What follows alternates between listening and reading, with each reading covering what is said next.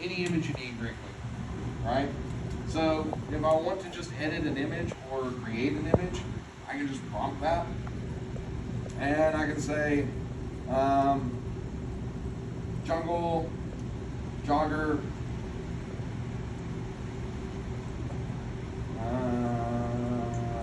video game logo,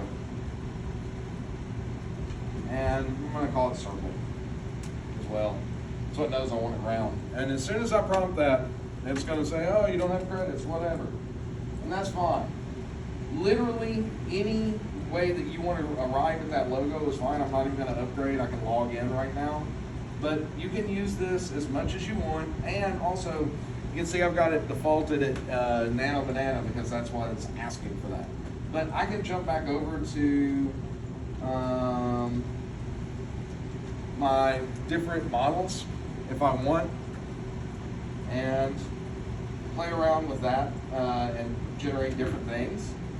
And if you have your student credits in, it's all free with your Adobe account. So if you log into your Adobe account. But really, again, all I'm looking for is a PNG, right? So however you arrive at that, you can do that in Photoshop as well. And I'll just open up Photoshop and show you what that looks like for me. Because if you don't understand the benefit of the PNG, obviously, just like Adeline said, it's carrying over that transparency. So when we apply this to that image layer that we're getting ready to use, that's going to sit in the foreground on any camera, okay? That's going to allow us to not have to add the diffuse and the opacity separately. So, in Photoshop, I will open up my logo. And let's see here. It's either in my pictures or it's in my downloads from downloading it before.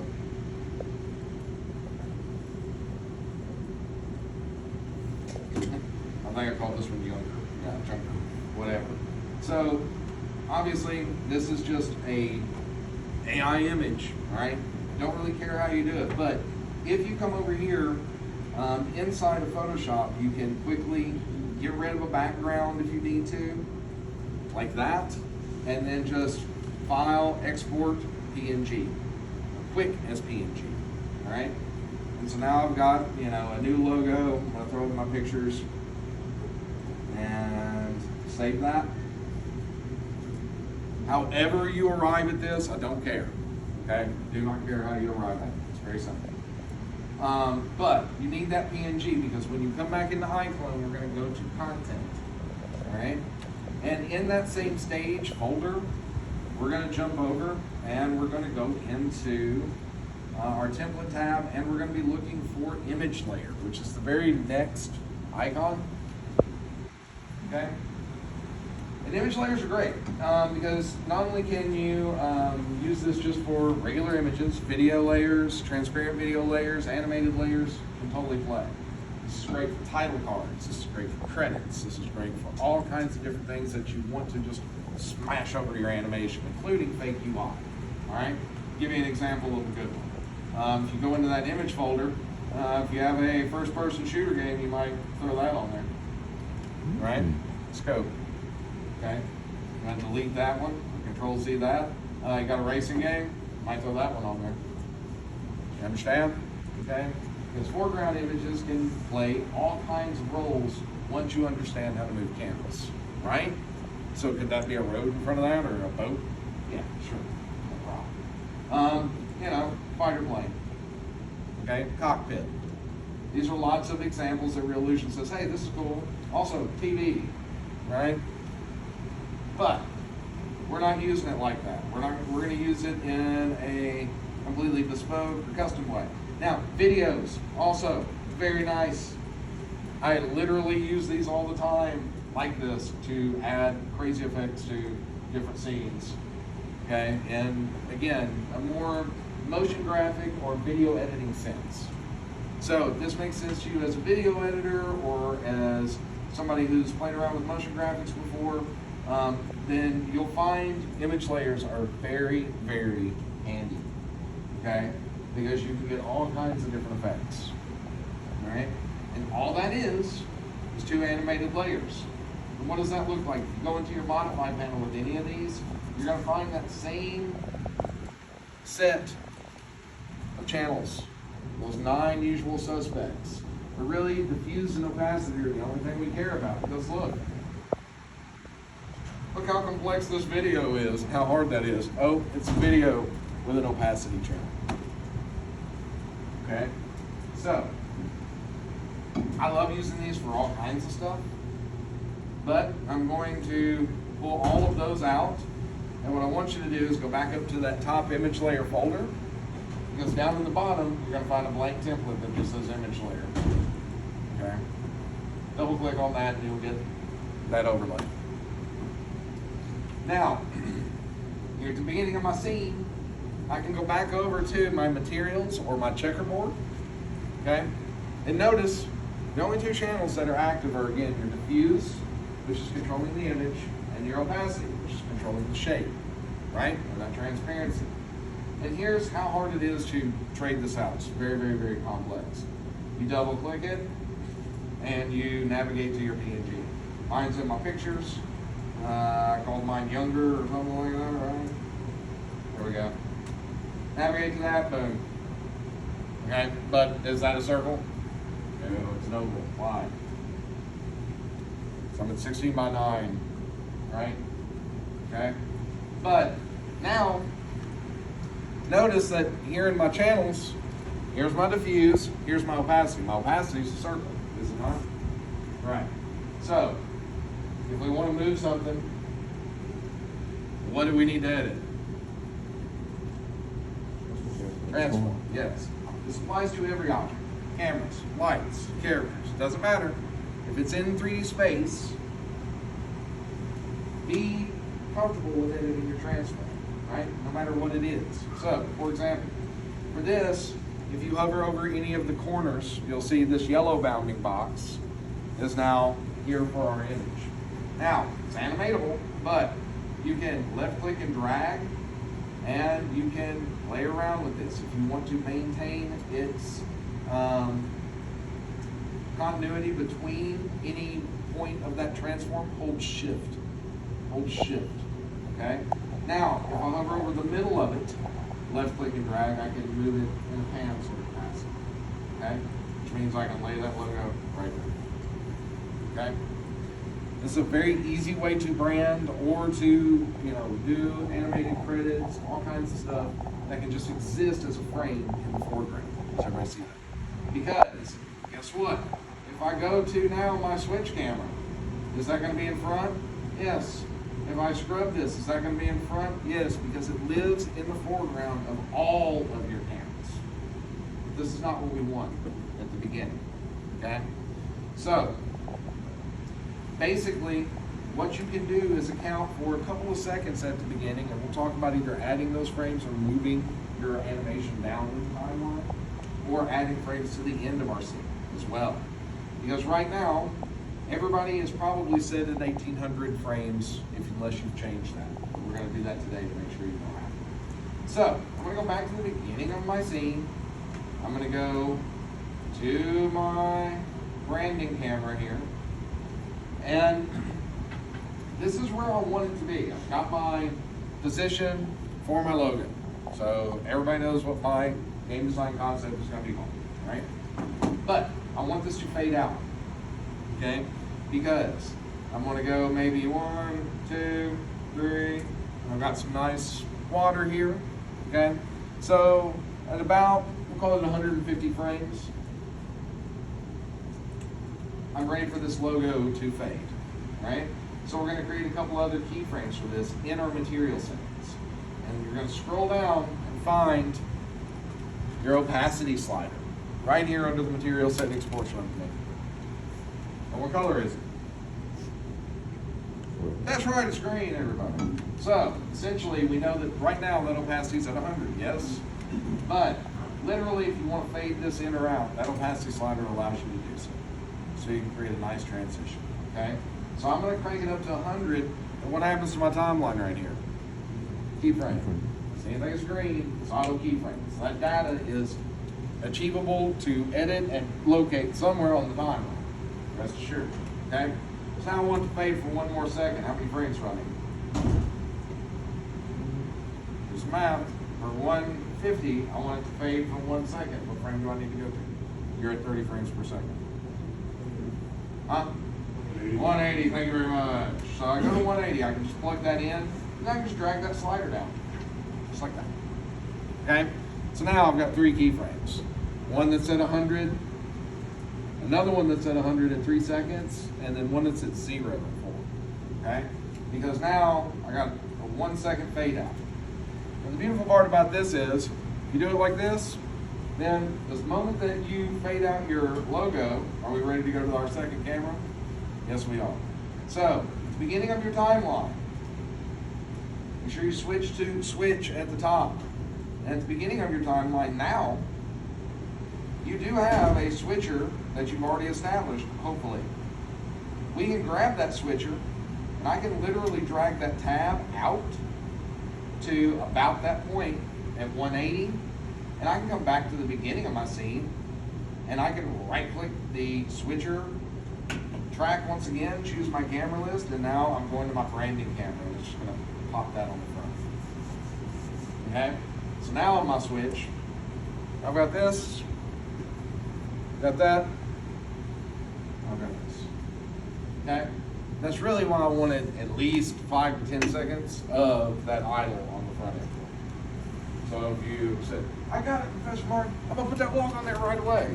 You're one of my people that need to push that. And we're going to add frames for that. Okay? There's a rhyme or reason. I promise you every time, you just listen, good old Professor Martin. I'm going to lead you down that pathway to success. If you deviate too much, we're going to have to end it. Does that make sense? I want you to deviate. I want you to do your own stuff. I want you to create your own art. I want you to have your own idea. Okay? But I promise you that I'm giving you instruction because it's good like that. Okay? Now check this out. Could I create a fake press start button right here? How can I use that? With an image layer, right? Just another one. Okay? So I'm going to go back to the beginning of my scene. I'm going to put in another image layer. Boom, just like that. You can see it. All right? I'm going to go back to whatever editor that I'm choosing. In this case, Photoshop. I'm going to merge this layer all together down here. And I'm going to use T for my text tool. And I'm going to type out press start somewhere on here. And it's teeny tiny for that. I'm going to do another layer.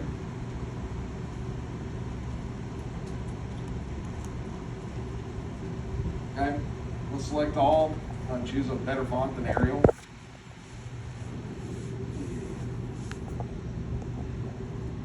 Or I'm at least going to turn it white. And also maybe do a stroke or an effect, so I can come down here to the bottom and do something just like stroke. Could you AI generate this? Sure. I'm going to do this on the outside. Green's fine. Something like this. Totally cool. Now, I can use Control plus click on that layer, and also C for crop. Or my Photoshop nerds. So I'm just going to make this a little bigger. Now you can get as fancy as you want with this, but there is no text tool inside of iClone without adding a plugin. Right? So now I've just made a completely different PNG, and I'm going to export as a PNG once again, and this is going to be called Press Start. Okay? Now, again, arrive at it however you want. I don't care. I'm going to come back into my materials tool, and again, I've got a blank diffuse map here. What do? Double click, right? It just did it. And again, I'm going to just go to press start. There's my PNG. Okay? Now, obviously, it looks pretty low res because it's trying to stretch that out over that entire thing. But I don't need it that big, right? I need it to look like a button. So, I'm going to go ahead and scale this down by hovering over either edge. right? I can left click and drag until I get kind of the size that I want. That looks pretty good, something like that. And I'm gonna do just the opposite.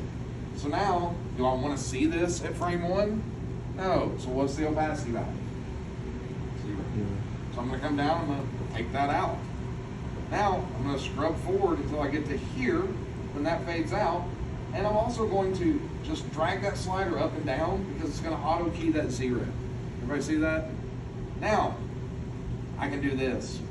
1, 2, 3, 4, 5, 6, 7, 8, 9, 10 arrows forward on my timeline. Right arrow. And I'm gonna drag the opacity up. I've got 2 keyframes here. Everybody see that? If I go to my little fly out arrow and I've got transform, and the only other option I have for an image layer is materials. Only 2 things you can edit. Okay? So again, that intuitive user interface won't let you go beyond what's there. Yes? So, material we expand. There's our keyframes, right? Now, we do have texture UV and texture strength, which we can also key on that, but that's a material edit. And you'll notice those are the same ones that are noted over here for like self-illumination, specular, glossiness, and so. However, can I copy paste these because it's non-linear and I've got data? Sure, right? So if I want something to simply fade in, that's easy. But I also can drag a box, left click and drag around those 2, making those active. Control C, come out from this keyframe. I'm gonna go 1, 2, 3, 4, 5, 6, 7, 8, 9, 10 once again, Control V. And now, I've got a flashing press start, okay? It's an easy way to cheat stuff, all right? And you can do that as many times as you need for as many flashes as you need, okay? So this is a quick, non-linear way to just get kind of a nice little fake result, right? And obviously here, you want to act like they did press start, so you make sure you fade that back out to 0, right? So, setting up quick little keyframe sequences should be really easy for you to fake user interface kind of stuff, should you want to. And that can be as elaborate as the entire Fortnite, material and building editor, or whatever you want. But image layers you should start to kind of think about in a couple of different ways, because they're really handy like that. And don't forget, it takes video, right? And it's just as easy as dropping a PNG into that. You just drop a video instead of a PNG layer, okay? So that's super easy. Can I do that for a prop with maybe a logo? Sure. So who knows about decals in Unreal? Tool, right? Check this out. Let's open up a web browser, and I've got my TNT box, so maybe I don't even care about the logo. I want a TNT PNG. Let's see if it'll come up. TNT PNG. There we go. Something like this. Now, if I keyword search something and I just go and steal PNGs, sure, right? And if it's something that's not, I don't care about it being, like the latest, greatest, most original thing in the world, I'll probably do that, right? So I might actually be able to go find something that will work. And of course, you can use the tools, size, and also type, right? So I want large because I don't want a low res logo. And I also want in that type, I can come down here and say transparent for color. Okay, so then hopefully it'll give me a TNT logo that I don't have to take into Photoshop and edit. Still might have to, either way it's fine. It can be whatever. I actually kind of want something that has kind of like a little explode looking thing. This is fine right here. We'll try that. And I'm going to right click that, and I'm going to go to Save Image As. And with any luck, I'll have a PNG there, and I'll go to Pictures, and TNT PNG, that's fine, we'll save it. Actually, we'll go TNG PNG, we'll rename it since I have another one, called TNT 2. There we go, done. Now I've got that PNG. Now, if I open up a file browser, all right, because again, I want this to happen to my crate over there, right? what camera focuses on that so far? My bead cam, right? So at frame 1, I'm going to go to my bead cam. And because my logo, my image layer is now in the way, I'm going to go to my scene tab. And you'll see down here, as you start to add in image layers, it will add them up sequentially and do the whole naming thing that I hate once again. So it's nice if you're going to use a lot of them to name them. We won't worry about it today, but again, just like cameras, save them and name them. But you also only have the show icon here under condition. And so it's kind of nice to just be able to kind of turn that off or on as needed. Okay? So I want to stick that TNT logo right here on that box. This is one of two ways you can do it. Could we open up the diffuse map for that crate and that actual wooden crate here and go to Photoshop and actually add that to my UV map by just launching that out? Now I've got this, I can go ahead and put that PNG there and update? Sure. So here, for any material that you have selected in this group, that could be your base color, opacity, normal, metallic, roughness, ambient occlusion, glow, blend, whatever. Here is the launch button. And I'll show you, because some of you might be sitting in a workspace that looks like this. All right, left click and drag right on my double arrow here. See that? See how all of a sudden, like, you say, oh yeah, Professor Martin's talking about these tabs up here. I'm totally in the right place, but I can't see anything, right? Sometimes, either A, use Control 2 to make sure that that's popped out to default, but you see this little double arrow icon or dotted tool right here. It's in between each side of the viewport. Left click and drag that when you hit the double arrow to make sure you've got that all the way over until basically you don't see any more iconography exist. Here's why. You won't see that launch icon otherwise sometimes. And Real Illusion does that, it drives me crazy, right? Because it's like, I have students that are trying to, give concepts to it, and they're like, it's there, I'm there, but they are. You just don't see it. And don't forget, hover over, right? Hover over. But launch, if it's not automatically already set up for the machine that you're setting at for Photoshop, you just have to select the execute. That means going into the program files. Now, two ways to do this. So, again, if I go to Photoshop and then I go to open or any image editor and I navigate to my TNT, right? And here's my TNT to JPEG, PNG, right? I can grab this, Control A, Control C, come over and go to that UV map, Control V, and now I've got that in here where I can transform it down to the size, right, that I want, and I can figure out which way the orientation is, because did I make this wooden crate? No, it's default, right? So I didn't set up these UVs, somebody else did. And I don't even know if this is going to be the right side or not, but this is one way I can do that, merge those layers, save over any temporary file, and it will auto update. Now, right now, probably on the bottom of the box. Let's rotate it around just for the sake. See, oh, there it is, right? So, another way to do this, obviously, is to continue to edit this, right, until you have it in the right spot. And that is really the proper way to do this, okay? But I'm going to show you a very quick way to texture edit while we're on the subject of, as you can see there, we're starting to figure it out, right? But another way to do that is to literally drag in any image, okay, in the same way. So, I'm going to fix this real quick just because I'm anal retentive like that. I want to make sure that it's actually on there where I want it. However, I'll show you the second way. Do it very simply. So here's this, but fine, whatever. But I Control Z that twice so it's gone. Another way to do it is to come back over here into your image browser, and I'm going to hold Control, left click and drag any image into the viewport. What happens is it becomes a 3D object. Okay?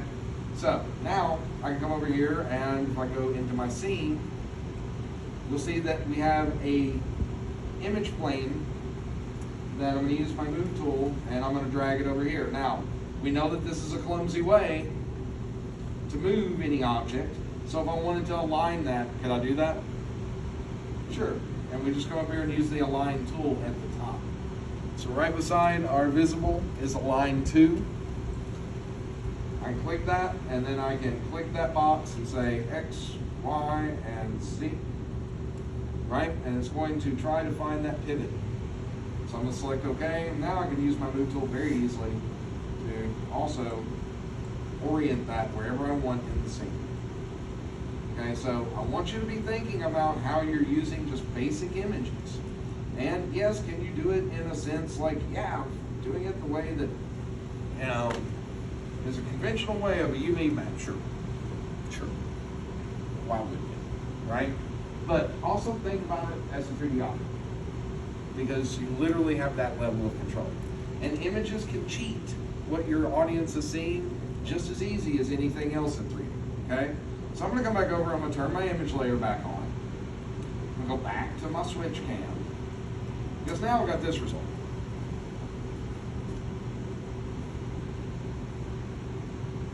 There goes Fat Eddie. Oh, better jump. There you go. Okay, so obviously I want that reaction, I want that explosion, that's a particle effect. We're going to talk about that in a second. And I also want this moment to happen. And for this moment to happen, we need that retarget where the face happens and the hand. So we talked about that, but we also need kind of like a whole moment where he's like, oh, I made it, boom, right here. Because he has basically no facial animation. Okay? Facial animation in this tool is easy, and it's a variety of ways to do it. Question?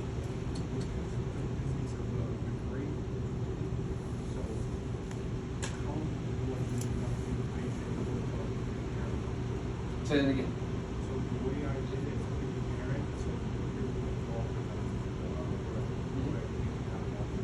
Turn off business. Turn off business.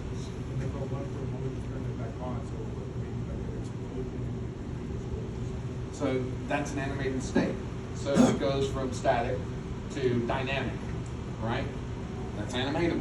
That's physics. We will do that today, all right? And you'll need initial force because you want it to go in a specific direction. Up and out. Did you drag a video when you 100%.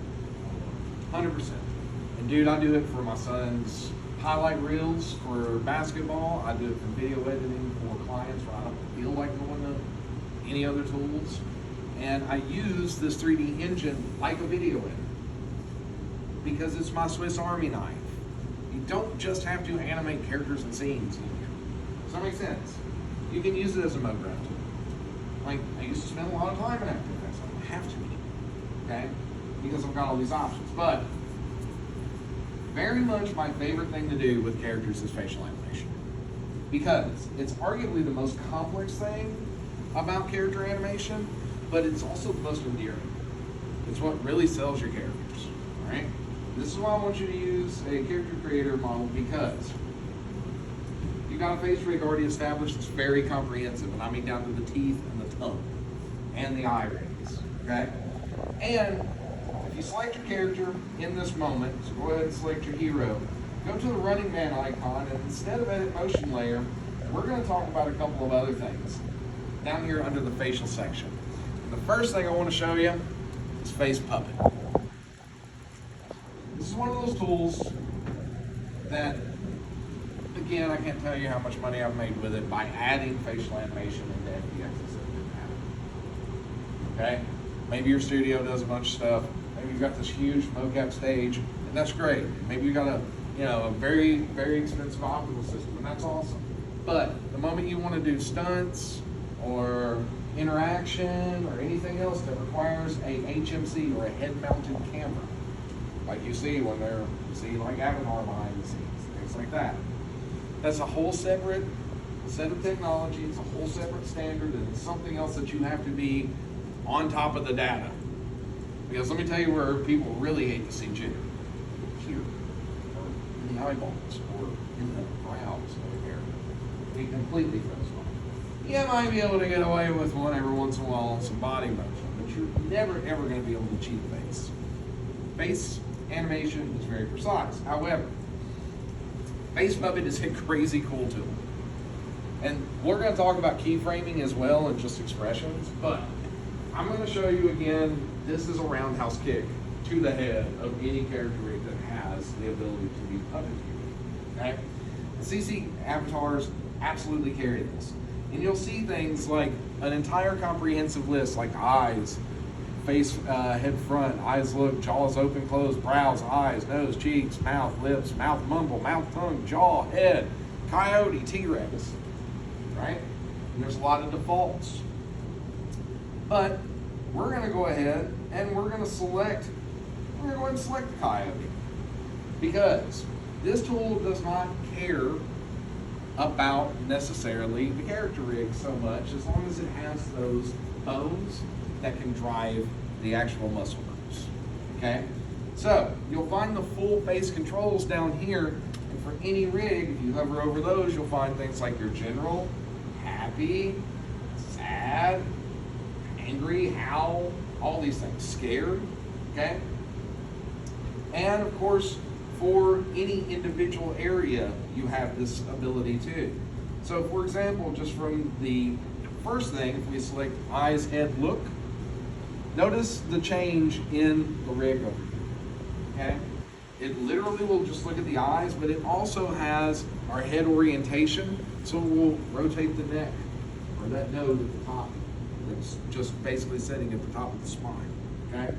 Let's have a look. So, now you're gonna find preview and record down here at the bottom. If I left click preview one time, it's gonna say press space to preview. And this is cool because if I hit space bar now and I move my mouse anywhere, notice that I'm puppeteering those eyes, okay? And this is where you can start to add additional movement or additional expression if you want to. So let's say I wanted to control the jaw at the same time. I could left click that, and now over here in the actual dummy object, you can see all of the different ways that we can puppeteer the jaw, right, or the mandible. So if I wanted that to open at the same time that I'm puppeteering my eyes, I've got the ability to do this. And as you can see, that doesn't give a range of emotion. It just gives movement, okay? And that's where the full face controls come in. So, for example, the very first thing I want him to be is kind of scared in that moment. So I'm gonna come back down here to my coyote, and I'm gonna go to scared. I'm gonna select that because notice now it's got a lot of these jaws and a lot of these values already set up. And if we go and we actually look at what the hell's going on here for this face rig, we can go to edit property.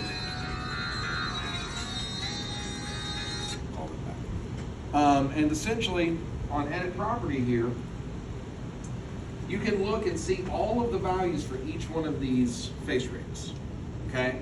So, for example, I can select our preview once again, space bar, and now you can see that I'm getting a whole expression. And also, notice that if I click space bar once again to stop, I'm gonna start again, but I'm actually gonna do it right here. I'm gonna close this, and you're gonna see this crosshair icon appear as I do it for my preview, depending on where I click.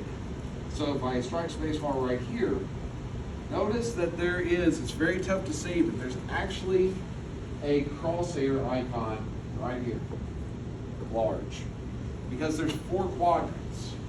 And each one of those quadrants will give you a different result. For example, if I drag top right, I get this. If I drag bottom left, I get that. If I drag top left, I get this. If I drag bottom right, I get that. Okay?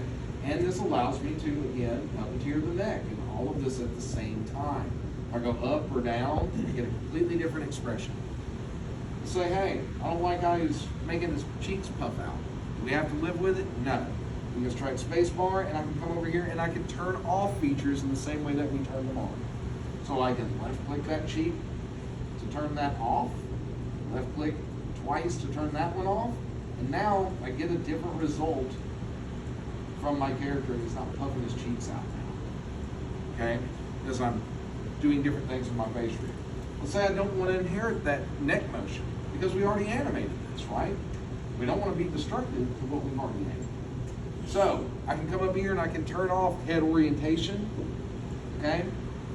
And that's not green anymore, therefore it's not animated, right? I can do things like head tilting if I wanted to as well, if I just wanted to get kind of a back forth sort of result from that node at the top of the neck. But you literally can pick and choose everything about the face rig and the controls of it by just kind of picking the emotion and then seeing or previewing that result, okay?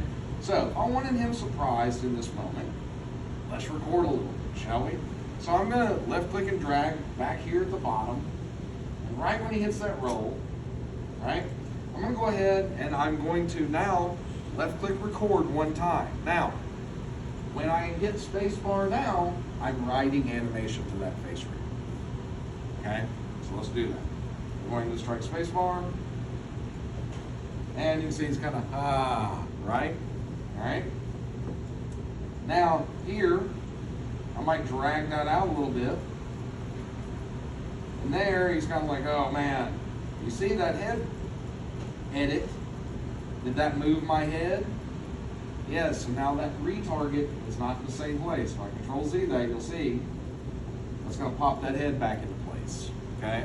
So, don't forget, if you introduce new positions for that neck, it will be retroactive to what you've already animated on that rig, okay? So, I'm going to turn that off because I don't want any neck movement, I just want face, okay? I'm going to come back, I'm going to go to my roll here. Right about there, I'm going to start recording. I'm going to hit the surprised. I'm going to turn off my stuff that I don't want and hit record. And there I've got kind of the jaw drop. And then I'm going to switch to happy because he made it. He didn't blow up, right? So now it's kind of a whoo moment, all right? So I'm going to switch this over to a completely different emotion in happy. And when I hit record again, as you can see, I've got my kind of laugh there. Now, let's look at this on the timeline first. Because F3 will bring up my character on my timeline. And here's Eddie, and here's all the good stuff that we've got going on, right? But where's the face? It's not in motion layer, is it? Right? Because motion layer deals with what? Body. Okay? So, at the top here where Eddie flies out, we've got a pretty comprehensive list of tracks that you can access, right? And what we're looking for are two tracks that pertain specifically to two things about the face. Dialogue, which we don't have right now, but we could have instantly, and expression. And right now we're just dealing with expression, okay?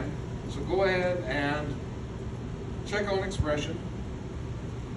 And you can minimize motion layer because we don't really need to see that or even the motion track to make it a little bit cleaner, okay?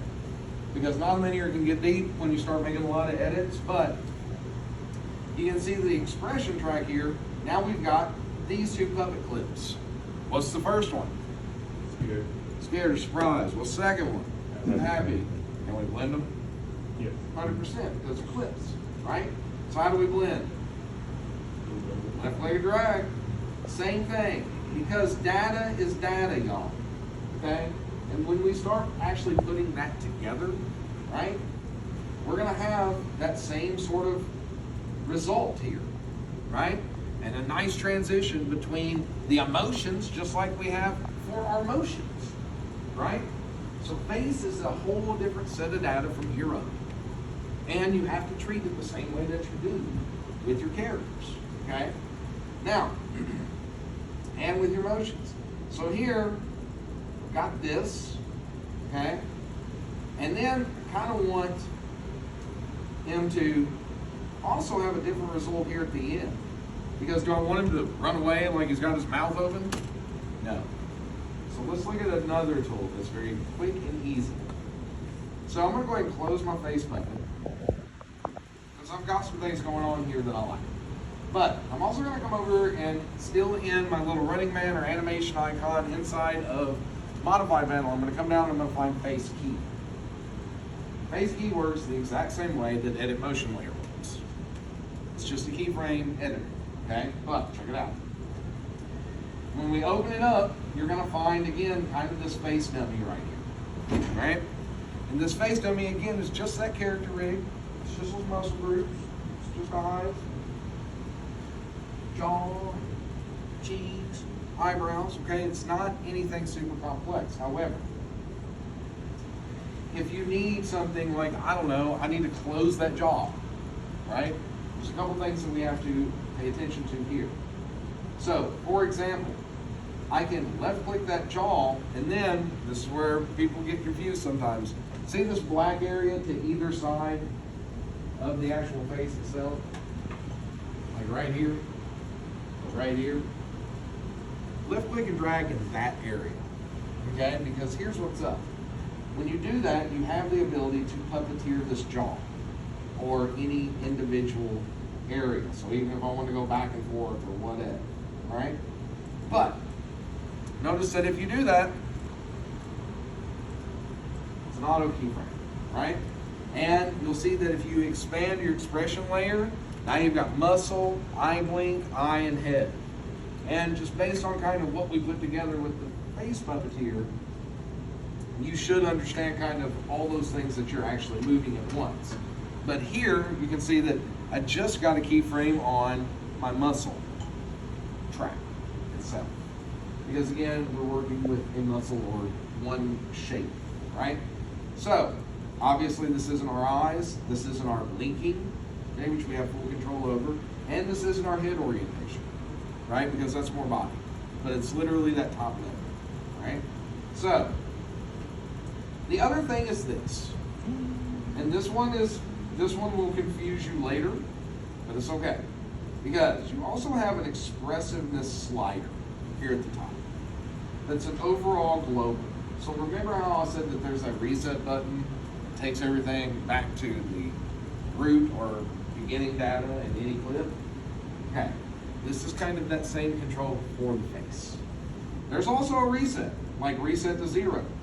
Just like the reset in the motion layer tool right here at the bottom. If you hit that, notice that it will key all 4 of those tracks. Okay? So get your eyes, your face, everything back. Right? Which is kind of nice because you might have this whole moment, right? We're like, it's not so stupid, right? And you might really be exaggerating that face, right? But when you come back to where you want to leave, you don't want to leave with that mouth wide open, okay? And this is always a way, don't forget, that's like a sanity check point, right? Because this way you know, whatever I did here to create this facial animation, I can always just take it back to wherever that character rests, okay? Or a neutral face, which is kind of nice. Now, you also have some other options in this tool to keyframe all kinds of things, tongues, and also there's an expression tab here. And in that expression tab, you can also just lay in blanket expressions of everything from happy, sad, angry, disgust, fear, surprise, tongue, parts, and facts, or FACS, right? So you've probably seen these before, and these are more phonetic shapes, right? So like A, E, I, O, and U, and all the mouth shapes, right? We'll talk more about that. Quick question, when you put auto you have to record it or are you Great question, I'll show you. So I was asking about auto-blink. So if you go back over to the attributes tab with the character selected, you'll notice that here at the top, under that foot and hand contact, right, you've got auto-blink. Because again, blinking is one of those things like breathing. Like it's either there or it's not on a character. And in some cases, you might want to just not animate it. And it is defaulted to none. However, if you fly out auto blink right here, you've got normal, you've got nervous, you've got speechless, you've got charming, and you've got child. Okay? And these are all auto blink settings. Now, if you want to have full control over it, You can also do that via the puppeteering tool, and I'll show you that in just a second. I'm gonna go ahead and select normal for mine. So now I've got eye blinks in here that I don't have to worry about animating. Okay, and essentially, that's retroactive or global through the entire project. But let's say I wanted control over that. Let's say I wanted to control that and actually do everything. Blink, or bless you, blink here in this moment. So check this out. This is what's super cool about the puppeteering tool. With my character still selected, if I go back over to Face Puppet, at any given time, I can also use this little eraser icon right up here at the top right-hand corner of the gizmo, and I can completely murk all the settings and clear out the face, okay? And you'll notice that you've got eyes and stuff over here, but you also can just select the eye lids themselves, okay? And if I hit preview and play, I can control those eyes individually. It's kind of hard to see up there, but you totally can. And you can also tell it, hey, I want a different sort of result here, and I want that strength to be stronger. So you can get different sort of controls there, or you can just left click, close the eyes all together, and add keyframes in there. This is great if you want a character to sleep, right? Wake up. Okay? This is a very easy way to do that. So, can I blend this maybe with my other animation I've already created? Yes, you can. Because here's what's cool about puppeteering. It's multipass. So if you've got blend checked on, it's not going to kill your animation. Alright? It's going to multipass it. So, for example, I hit spacebar to stop, I go back over here, and let's just go ahead and I'm gonna record and blink, blink, blink, blink, blink, and then out. Okay? And as you can see, one thing it will do is it will rewrite. It doesn't basically respect that you don't want to do clip, but what it will do is it will respect all of the data that's there. Okay, it'll just write a new clip over and over again, as many times as you need to, until you get the facial performance that you want. Or you can of course just keyframe that. So, for example here, if I wanted to come over and go to face key and do a whole new expression, maybe I have him, maybe he's a little happier like that, right? I can literally keyframe the level of that expression control here. Maybe here he's like, oh, I'm so dumb, and I go to disgust. And I'm like, ooh, right? And you can see that it will also puppeteer and keyframe those into that until you get whatever facial expressions that you want. Maybe there he's a little bit more determined. I might actually say angry. And sometimes you might be explaining something to somebody and your brow line might be angry. Sometimes you might look like you're really surprised and you might just be talking. So you don't have to bury yourself with these emotions. You need to actually think about the moment, right? And so, you know, maybe here if I wanted it real determined, you know, maybe that's a little bit too determined and he looks a little crazy, you know? So you can gauge this, okay? It is finesse. It is about making sure you're getting what you want in the moment, right? And as you can see, now as he leaves, he's leaving determined to finish the level, right? Okay, so facial animation is complementary to whatever you're trying to convey to your audience. And it is part of the overall total performance, right? It does have to lend itself to that hand animation as well. So when he has this, oh, facepalm moment, he has a facial expression that goes with it, okay? So your face keys, your hand keys, all of these things, all right, you basically should be able to pull in and add to whatever animation you've already built out. And if you're lensing this right, then you really shouldn't have to create any new cameras or any new moments for you to add those facial animation points to, okay?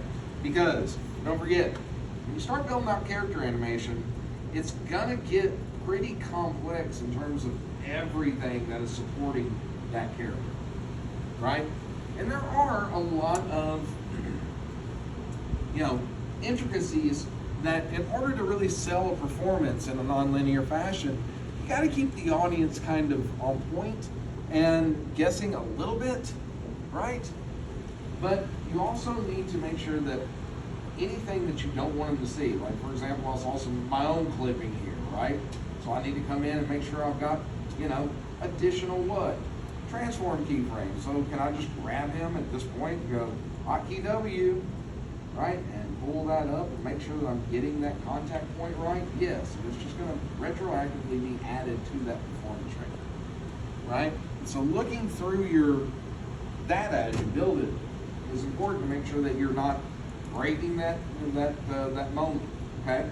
Now, another thing that we can do here is, again, blow up this TNT box, all right? And this is one thing I like to do that's gonna make a very easy character keyframe. And I also need to work on my timing of my enemy here, okay? Because right now I've got these runs, it's just 3 loops, right, that we know is bringing that into the scene. And that's gonna kind of get him onto that box right here. But I want my audience to be able to see this. So I'm also gonna use this transform tool to bring this over and really have it where he's right on that. And I might even go to my my beat cam here. And I might even grab my character and swing that camera around a little bit so I can actually see that happen a little bit more clearly. I'm not including that with my hero, okay? No big deal, but did I just create a new camera keyframe? Sure.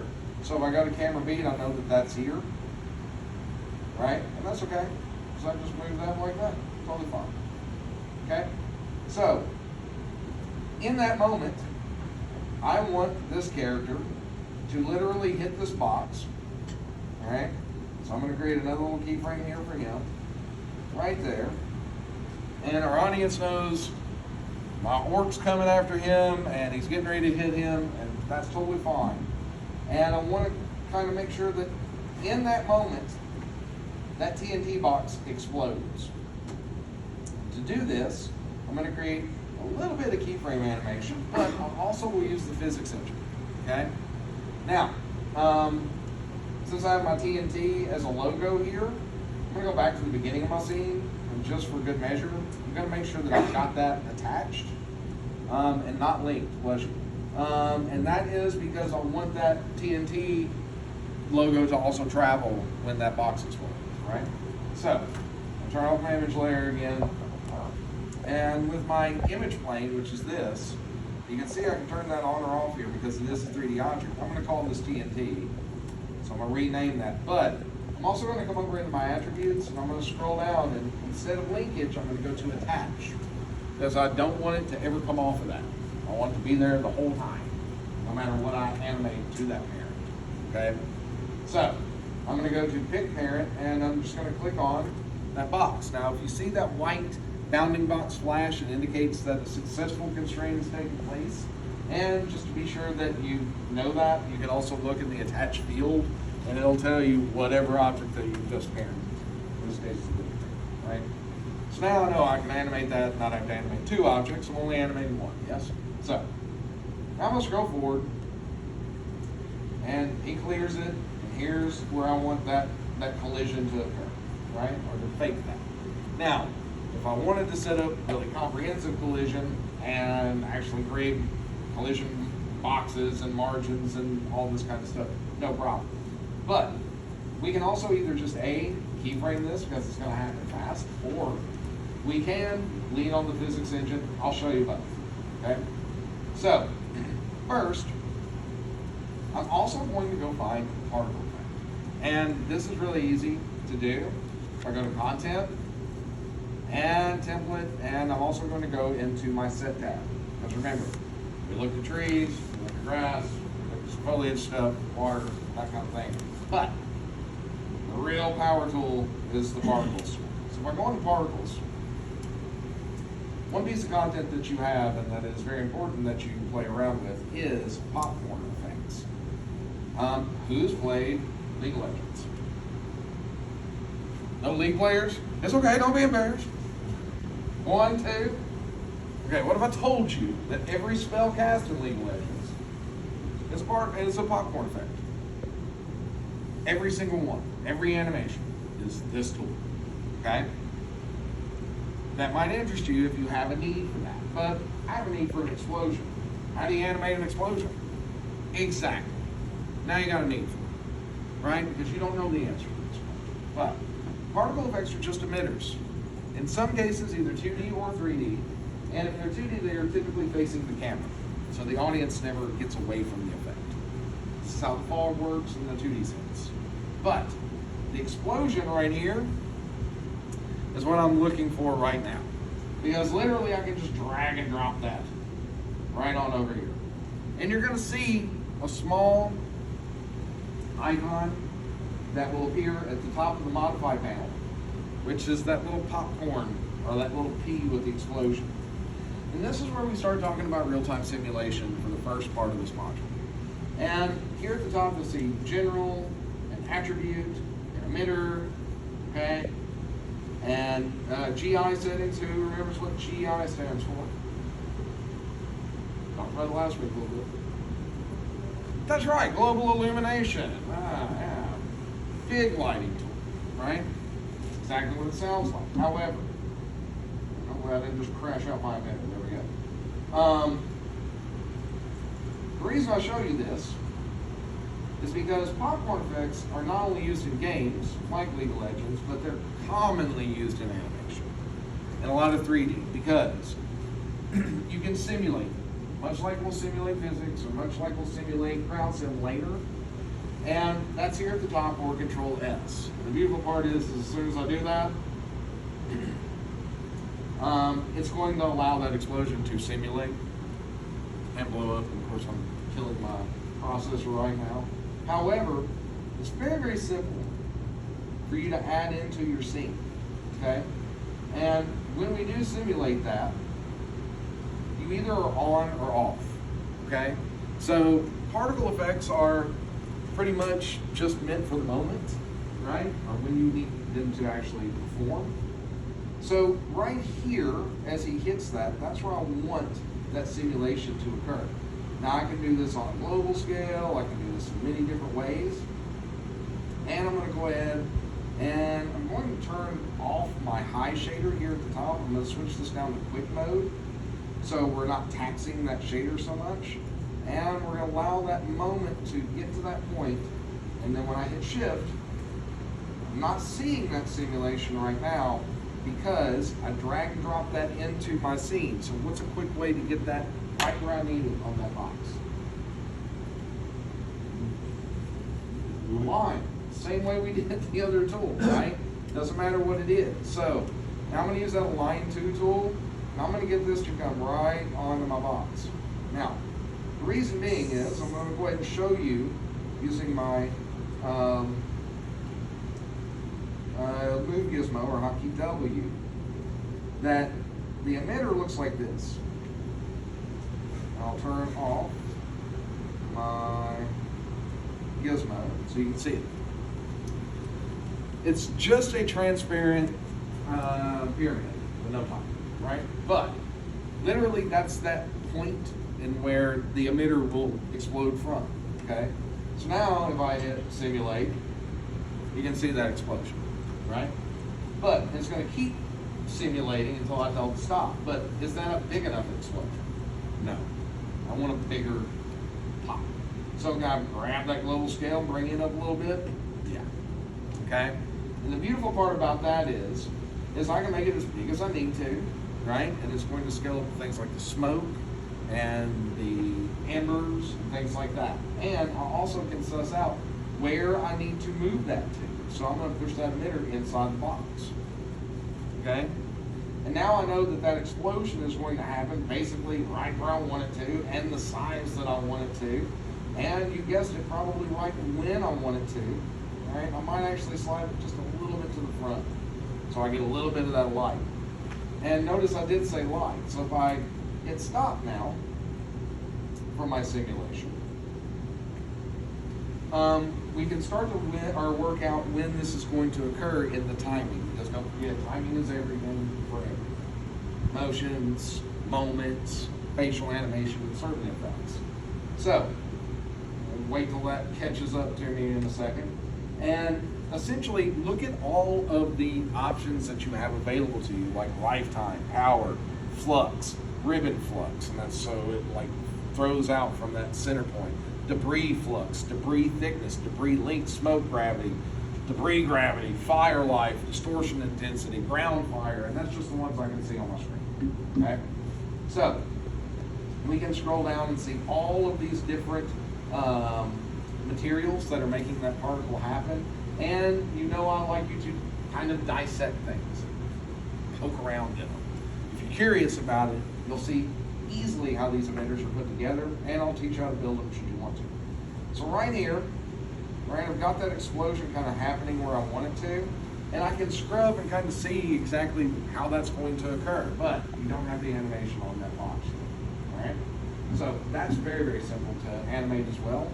But do I have to live with this? No, because down here at the bottom, you have your explosion emitter, and if you go to that emit tab, you'll see exactly where that's written and exactly where you have constraints and attributes. So the emit and the attribute is what you're looking for.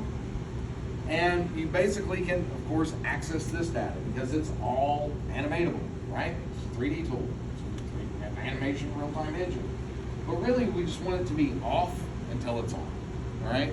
And we know that that's green, and that big button over there is going to allow us to do that. So I'm going to work out my timing so it's not just sitting there exploding until I want my audience to kind of be fooled into thinking that it is. So, in this moment right there, that's where I want that explosion to occur, okay? And so here I'm going to allow that to be on. I'm going to go back a few frames, and I'm going to select off right before he hits it, all right? I'm also going to go to the beginning of my scene. I'm going to select off, okay?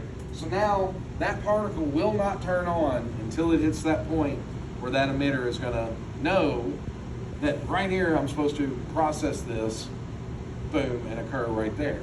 So I'm going to make sure that I've got that turned on in that moment. And on the timeline, you'll see here on the emit track that right after this, right where that collision occurs, we turn this on. And now we've got one of our constraint lines there. Now, I want it a little bit bigger so you can edit this to fit your needs however you need to for any of these particle effects.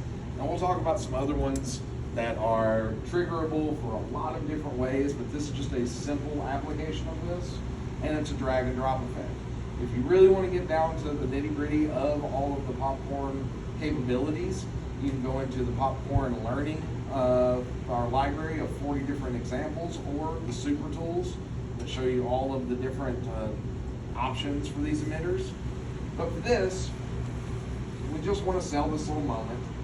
So I'm going to make this a little bigger right here. And on that frame, if I zoom in or go to my magnifying glass here and go to actual size or Control+//, we can jump down to that actual frame, drag that over and make sure that that's here, and make sure that my global scale is big enough that it's going to kind of pop off the way I want it. Okay? So you can make edits to this without simulating, should you need to.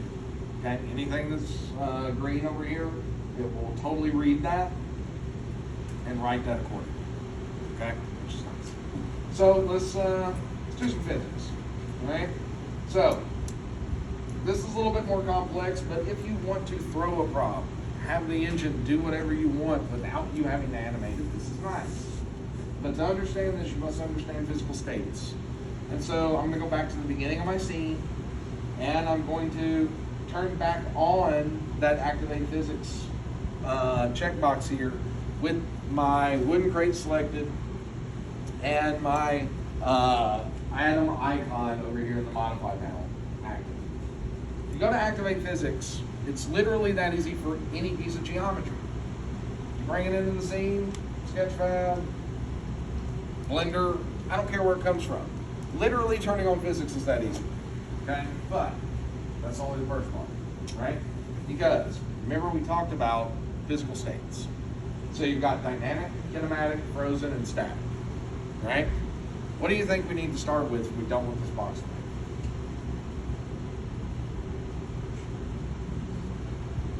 Static is a good guess, right? Because static means it don't move. It's static, right?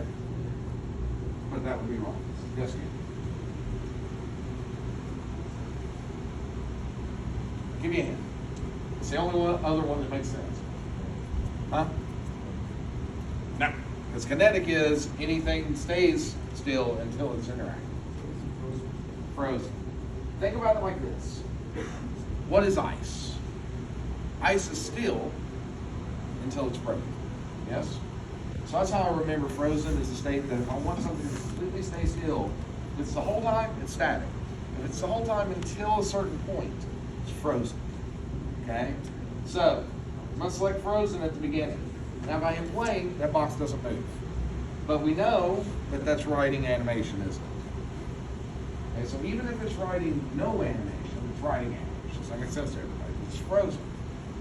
Okay, so hit Control Z and I'm going to go back because I want it frozen all the way till I get to my explosion. Yes, and then in my explosion, what state do you think that goes to? Dynamic, right? Because it's dynamically being interacted with something else. In this case, of propulsion. Okay, but we got to cheat that. We got to cheat it. We got to make it look like the physics engine is giving it that propulsion and sell that explosion. Okay, we could go as far as doing destructibles, and break this up and have it actually come apart, but this is going to happen fast.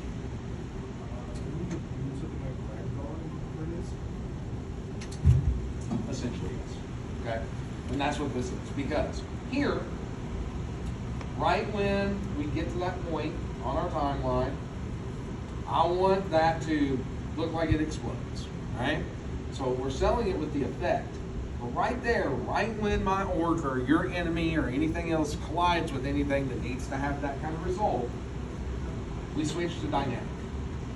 Because they're green, right? So they're animatable states. And so right here, you know that it created a keyframe. And it knows like right there, that's what we're doing, right? So essentially, at this point, you also need a couple of properties. So this obviously has mass, friction, and dampening and elasticity. So if we wanted that to bounce or slide or any of these kinds of things, that comes into place. But really, we just want it to explode, right? So we'll get into, if you really want to, about bounding types, self-mesh, really intricate physics interaction, like Rube Goldberg machines or domino effects or all kinds of interesting things that you can simulate like this. But this one's really easy because I'm just going to scroll down, and down here, you're also going to find when you're in dynamic that you've got a couple of things that you have available to you, but notice that none of it is really green. It's not necessarily animatable because it will write the animation. You're not controlling it. The engine is. The physics engine is simulated. Yes? So, you do have this section called initial force. And initial force is like a cannonball. A cannonball is just going to sit in the tube until it has initial force behind it, and then boom, it shoots in a direction. Yes? So, imagine this. This box is just sitting here until it needs to go boom and shoot in a direction. So, knowing what we know about the XYZ axis in Icon, what do you think we need to do to make this go up? Transform. Transform. It's not transform on this because look, we're in initial force. There's no transform here. There is move and there is rotate and there is X, Y, and Z values. So, again, knowing that this is a Z-up tool, what do you think we need to do in the Z-fit? Increase the value. Increase it positively, yes, because negative goes, right? Positive goes, right? So, let's give it a initial force right here. Let's just call it 100 on the Z, right? And then when you hit that point, you hit play. Good. Now, not enough force. It dropped, didn't it? Right? Because instead of it going up in the air, that gravity is taking it down. It's not enough. So, Control Z there. And here on the next frame, right after it goes dynamic, we want to give it maybe a Z value of maybe 5,000. Okay? Because we want to overcome that gravity. Right? So now, watch. Boom. Right? That shoots up in the air super fast. Okay? So, you have to live with it? No, we don't. Right? Because right there, right as soon as it hits that dynamic state, let's give it, let's give it 700. Right? And now, just shoots it up in the air, bounces a little bit, or it'll go through. But could I put a little something under there and make it bounce off of it? Sure, let's do it. So I'm going to Control Z that. Don't want to have that written on here. Now, who can remember what I talked about in terms of a couple of different things that you'll find in the physics props folder that you might need for the purpose of interacting or colliding? There's two. Infinite plane and the floor, right? So, what do you think this might be? You do an infinite plane or a floor right there, right? But I want it to actually roll off. So, let's go ahead and let's do a table. So I'm going to come over here. Now I could do this with my actual props under there, but just want to show you how to set this up on your own, should you want to. So I'm going to come over and in my props template, and in that props folder, drill down and go to physics props. And in that physics props folder, that top hierarchy, notice that you have the floor right here. I can grab that floor, drag it in here, right? And I also can use my hotkey scale tool and my gizmo, and I can scale this floor to kind of just interact in the areas that I want it to. And so I'm going to cheat this. I'm going to bring it up right under my little TNT box here. Okay? And I might just have it set where basically it's going to give it just enough animation to have a little bit of interaction here. And I also can, since I introduced that into my set, is that keyframed? Yes, and I don't want that, right? Because here, I want to go to the beginning of my scene, or I can go to zoom out or hit the window. And if I have a road keyframe here, even if that's my first one, can I just delete it? Because I only want that to be here in my scene, right? So I can delete that keyframe. And now this keyframe here is the only one that it has. And I also can come over to visible, scene, and then you're under your conditions, show. Just turn that off, so now that's invisible, but it still maintains its property. Okay, so here's what's up. So now, when I get to here, and I want this to have a little initial force, I know that my box, after that keyframe, I can give it a little initial force and I can hit play and let that pop up. It's actually trying to see that floor. I might need to move that a little bit more down. But I really want that to have that dynamic and that initial force right here and then kind of bounce off. So I'm going to go ahead and also give it a little bit of forward momentum, just a little. And there, we're going to go to dynamic, go one frame forward. I'm going to make sure my initial force is at 750. And let's see, if we're going forward on this or using hotkey W, we know that the Y is the green, and it's positive going that way. So if we want this box to go forward, what do we need on the Y value? Negative. Negative, right. So a little bit of negative, maybe just 100, negative 100 is fine. It's gonna just fly a little bit forward. And so now, I'm gonna go ahead and I'm gonna go back to the beginning of my scene and I'm gonna hit play because I want that physics engine to write the whole time. Okay? Because it's going to hit that point right? Maybe I need a little bit more, a little bit less, right? But as you can see, understanding those physical states will allow you to get animation that you don't have to animate. See that? Might not be what you're looking for, so you might have to simulate a couple of times, okay? So here, I want to have a little bit more of that pop-up and a little bit less of the forward, so I'm gonna maybe make this negative 25, and maybe a little bit more on my Z. We'll give this 2,500. So now it's really gonna pop up. And again, you can use the physics engine for that, right? So you can see right there, it tried to do it automatically. So make sure we're frozen to that point. Come all the way over here, we hit that, it switches to dynamic up there, you can see that occurring. So, physics, as you can see, can be a fickle mistress depending on what you're doing with it. And also now that floor is giving us a little bit of that, that repelling, right? So can I grab my floor and just take that down a little bit? Sure. Still trying to spin it out. So just know that when you start to introduce collision objects, that you're gonna have to write the physics engine accordingly to get the result that you want. And if you want interaction or collision on other objects, you're gonna have to set that up, all right? So now, if I've got animation I don't want on it, we know we can right-click that and just remove that object animation. And also remove my floor if I need to. And now I've got some craziness happening on my wood crate, so I'm gonna go ahead and grab it. And again, right-click that, remove object animation. And now it'll stay in place until it doesn't.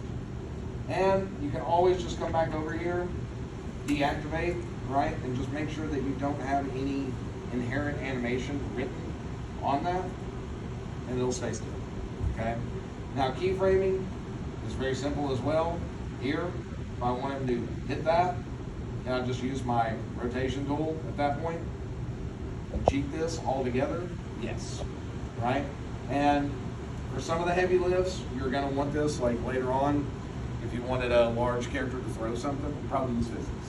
It's gonna give you a better actual result. But for something like this, I'd probably keyframe. Okay, so for here, you can see that if I lift and kind of move that just a little bit, there's my transform keyframe. Go forward, a couple, boom, and use my rotate tool or hotkey E. Bring that forward and also up locally like this. And we know that now I've got two keyframes that's boom, right? And then also I can have it kind of fly off. So I can use that hotkey E rotate again, and I can literally grab that in a quadrant. And then also my move tool, go up, and if I want to use kind of a quad tool like that, over. So now you've got 3 keyframes here, right? Something like that, and then you might have it tumble on over to the ground.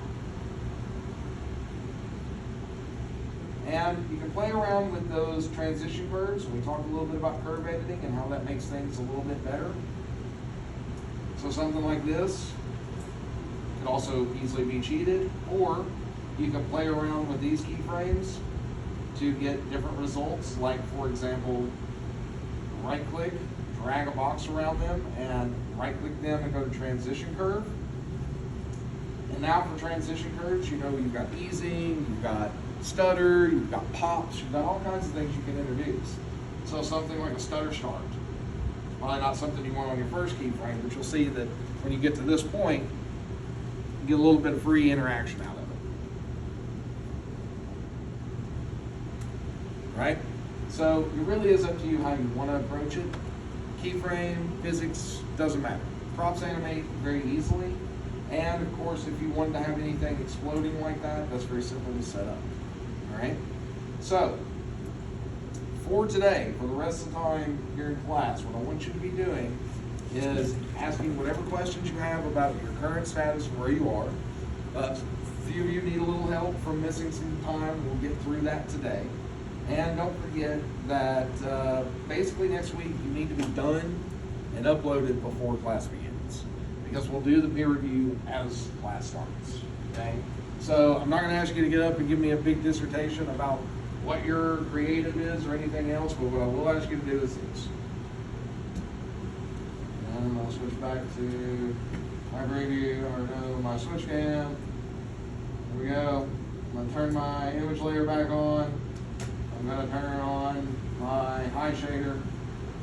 And now let's see, we're gonna do Control-7. And, you know, my name's James. This is my design short Jungle or Junger.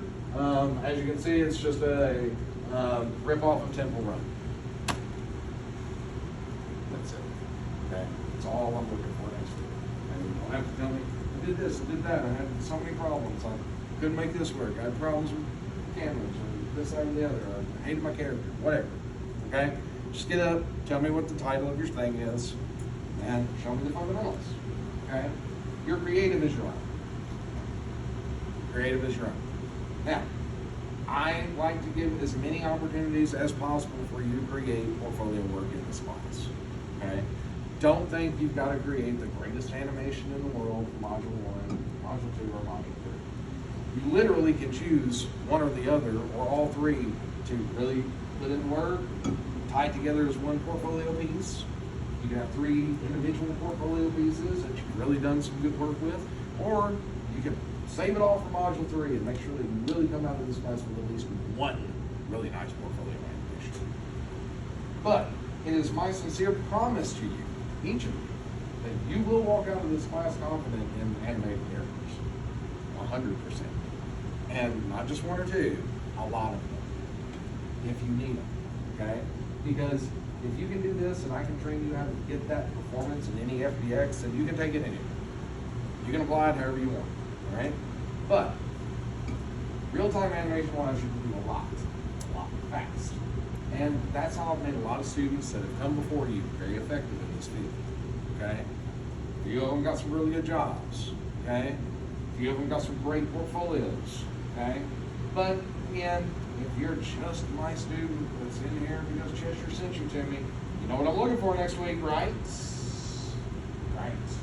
Because if you don't, we're gonna go over this until everybody understands.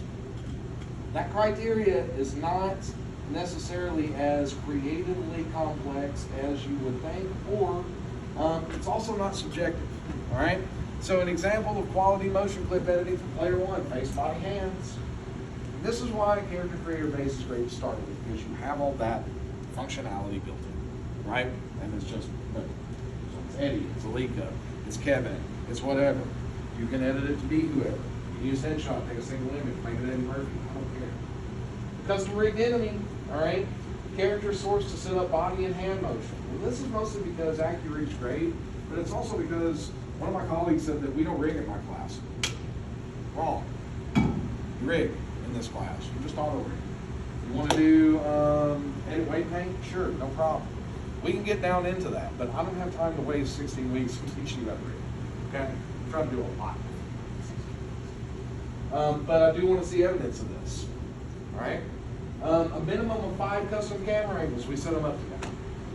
There's 5 cameras in my scene right now. You can have as many as you want, but I need at least 5. Minimum of 20 seconds, and it can be an AI logo or any other logo, really, that's just a PNG, all right? And by the way, that was put in here because the university about a year and a half ago was like, there has to be AI in every class. So there you go. Also, must be a full scene, including props, terrains, foliage, water, sky, and a minimum of 2 avatars. Can you have more? Sure. You know, you can have more enemies than 1 if you want. Module 1 is just getting you comfortable animating 2 characters. Okay, but it can be as many as you want. You want to have Vader versus 50 Republic troopers? Fine. I don't care. All right? Also, just note that this week is your week to get it all done. Okay? I like getting to the beginning, middle, and end of things quickly for you. All right? But if you want to continue to work on this through the entire semester, you can. All right? If you've fallen in love with your concept, you're like, I've animated some cool stuff, and I want to keep going. You can. All right? But note that next week, whatever goes, into The week 4 submissions. I don't want 5 uploads. I don't want 2 uploads. I want 1 upload. That's fine. You can continue to upload into week 3 and get continued notes, either live or on Discord, should you solicit those. Okay? If you do not, that is on you. All right? But whatever you upload to this before you come into class next week, okay, that's your submission. And that's what we will go over in week 5. All right? And that's what I will grade, the first one. Somebody in here is going to upload one and go, messed up a render. I didn't do this right. Or, I totally forgot about this one. That's one. And I might let it slide on module 1 once. Okay? But I'm also trying to train you about what's out there in the world waiting for you. And that's people who expect deadlines to be met, instructions to be followed, and like production to be delivered. If you don't do that in the real world, you're just tightly not asked back. It's not romantic. They don't care. You know what I mean? You're just not going to do it. And that's fine. And if you're my Cheshire folks, great. Just give me my criteria. You will get the A. You will graduate. My opinion. Yes? Yes. Okay? But some of you are going to understand the value of this.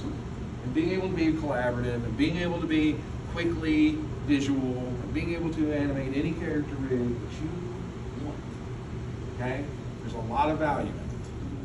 I know, because I stand here and I feed my kids with it. Okay? So I know there's value in it. Okay? I'm not just here to say, use this software. I don't care what software you use. I care about making you fast and effective with your portfolios. Crazy, right? That's it. It's not rocket science. I cannot make you be creative. I can beg you to be. I can plead.